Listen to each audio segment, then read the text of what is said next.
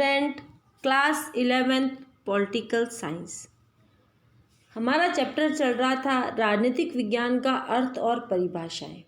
हमने अर्थ के बारे में देखा, परिभाषा के बारे में देखा और इसकी विषय वस्तु के बारे में भी अध्ययन किया कि राजनीतिक विज्ञान में किस किस क्षेत्र या किस किस विषय वस्तु का अध्ययन किया जाता है।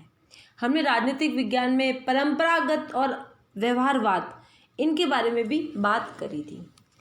जो हमारी कल की क्लास थी उसमें हमने देखा कि राजनीतिक विज्ञान में राज्य का अध्ययन किया जा रहा है। राजनीतिक विज्ञान राज्य सरकार का अध्ययन करती है। राजनीतिक विज्ञान राज्य, सरकार और मानव, क्योंकि मानव है तो ही राज्य है, वरना राज्य नहीं है।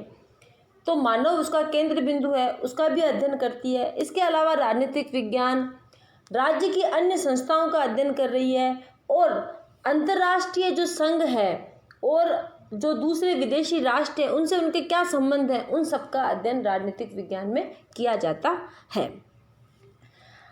आज से हम देखेंगे कि राजनीतिक विज्ञान में जो राजनीतिक समस्याएं हैं उनका भी अध्ययन किया जाता है। वर्तमान में जो समस्याएं चल रही है उनका भी अध्ययन हम राजनीतिक विज्ञान में कर रहे हैं। वर्तमान राजनीतिक समस्याओं का अध्ययन, ठीक है।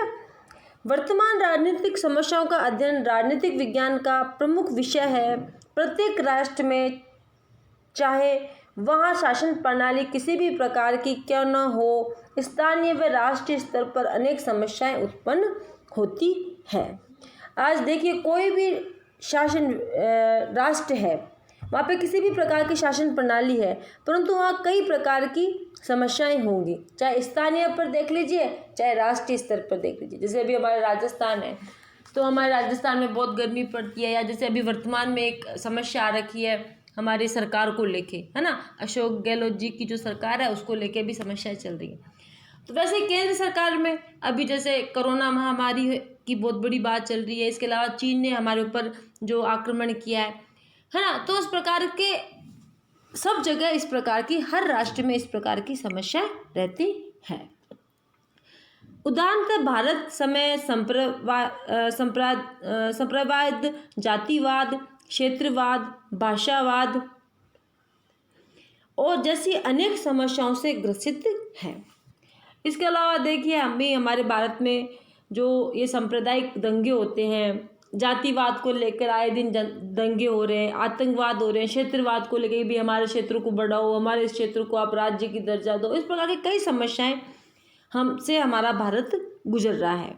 इसी प्रकार विश्व में भी अन्य देश भी अपनी अपनी समस्याओं से जूझ रहे हैं। सब देश की अपनी अपनी समस्याएं हैं। कई जगह आतंकवादी हमले हो रहे हैं, कई जनसंख्या बहुत कम है तो उनके लिए समस्या है, कई जैसे हमारे राष्ट्र में जनसंख्या ज़्यादा है तो उसके लिए समस्या है। तो इस प्रकार से सभी देशों में कई आतंकवादी हमले हो रहे हैं, है ना, कई जातिवाद को लेके, या कई एक ही धर्म में अब एक दूसरे को बड़ा दिखाने के चक्कर में उस प्रकार के वहाँ पे लड़ाई झगड़े हो रहे हैं। तो इस प्रकार कई हमारे जो विश्व में जो राष्ट्र है सबकी अपनी अपनी समस्याएं हैं। इसी प्रकार विश्व के अन्य देश भी अपनी अपनी समस्याओं से जूझ रहे हैं। इस प्रकार विभिन्न राष्ट्रों की स्थानीय व अंतर्राष्ट्रीय स्तर की समस्त राजनीतिक समस्याओं का अध्ययन राजनीतिक विज्ञान के अध्ययन में सम्मिलित है। तो राजनीतिक विज्ञान में हम हमारे राष्ट्र की समस्याओं का भी अध्ययन कर रहे हैं और अंतर्राष्ट्रीय स्तर पर भी जो भी राजनीतिक समस्याएं हैं उनका हम अध्ययन करते हैं। अब देखिए, निष्कर्ष रूप से ये कहा जा सकता है कि अब राजनीतिक विज्ञान के क्षेत्र में समुदाय, समाज, श्रमिक संगठन, राजनीतिक दल, दबाव समूह, हित समूह आदि का अध्ययन भी सम्मिलित है। अतः देखिए कि अब हम ये कह सकते हैं कि हमने बात करी थी कि भाई हम राजनीतिक सरकार का अध्ययन कर रहे हैं, राज्य का, मानव का, है ना। तो इसके अलावा हम राजनीतिक में समुदाय, राजनीतिक विज्ञान के क्षेत्र में समुदाय, समाज, श्रमिक संगठन, राजनीतिक दल, दबाव समूह, हित समूह आदि का भी अध्ययन का जो है उसकी विषय वस्तु है। जो हमारे समुदाय हैं उनका भी अध्ययन कर रहे हैं। श्रमिक संगठन भी बन जाते हैं, आप लोगों ने देखा होगा श्रमिक संगठन बने होते हैं, उन श्रमिक संगठनों का अध्ययन कर रहे हैं। विभिन्न प्रकार के जो राजनीतिक दल हैं उनका कब निर्माण हुआ, निर्माण के क्या कारण थे, कहाँ इसका अध्यक्ष कौन है, इन सब का भी अध्ययन करें। दबाव समूह होता है, जब हम सरकार के बारे में अध्ययन करेंगे तो आपको पता चलेगा कि दबाव समूह क्या होता है। जब जो सरकार चलती है उसकी जो विपक्ष जो होती है उसको हम दबाव समूह की संख्या दे सकते हैं। इसके लिए विस्तारित वर्णन जब हम सरकार का अध्ययन करेंगे तब पढ़ेंगे। हित समूह भी होता है। इन सब का अध्ययन हम राजनीतिक विज्ञान के अंतर्गत करते हैं। इसके साथ ही आधुनिक व्यवहारवादी दृष्टिकोण की नूतन प्रवृत्तियों ने स्वतंत्रता, समानता और लोकमत जैसी नवीन अवधारणाओं तथा मानव जीवन के अराजनीतिक पक्षों को भी उसकी विषय वस्तु में सम्मिलित करके राजनीतिक विज्ञान के क्षेत्र को अत्यधिक व्यापक बना दिया है।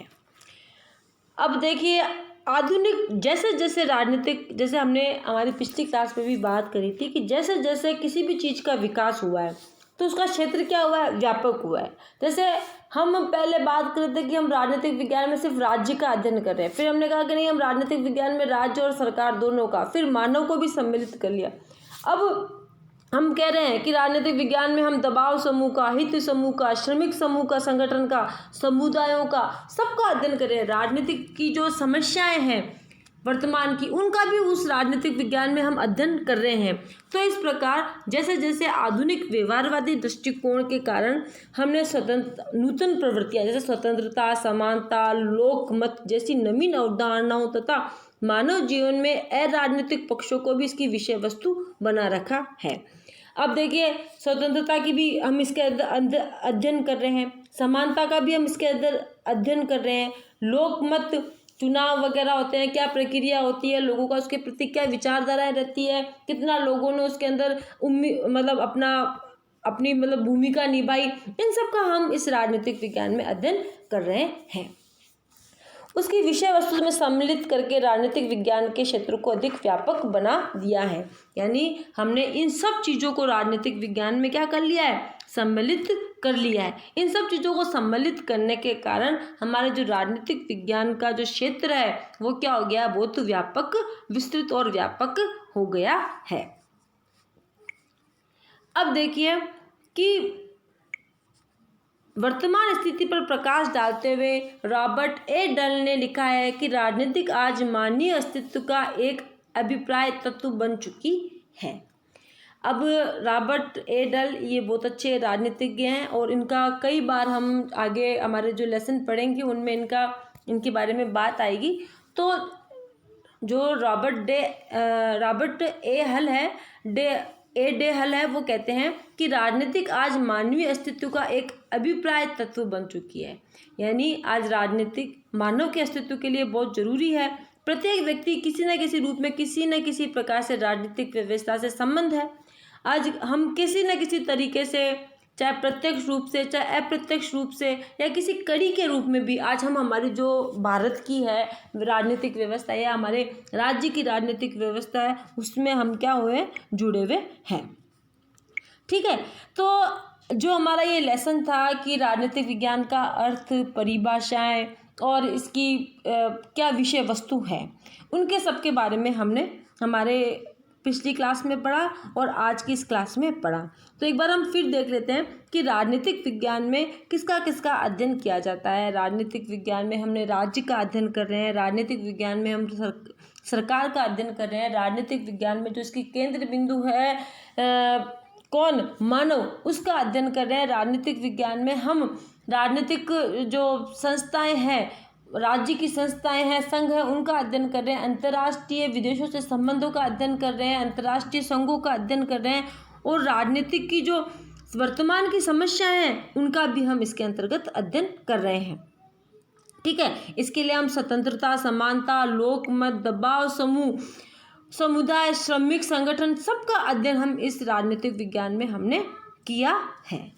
इस तरीके से हम कह सकते हैं कि राजनीतिक विज्ञान का जो क्षेत्र है बहुत ज़्यादा व्यापक है, बहुत अधिक क्या है, व्यापक है। तभी तो अरस्तु जो कि एक बहुत अच्छे राजनीतिज्ञ थे, उन्होंने कहा था कि राजनीतिक विज्ञान यानी जो पॉलिटिकल साइंस है उसको सभी विज्ञानों का इन्होंने क्या कहा है, मास्टर कहा है, कि राजनीतिक विज्ञान सारे विज्ञानों का मास्टर है और वह अन्य जो विषय हैं उनसे संबंधित है।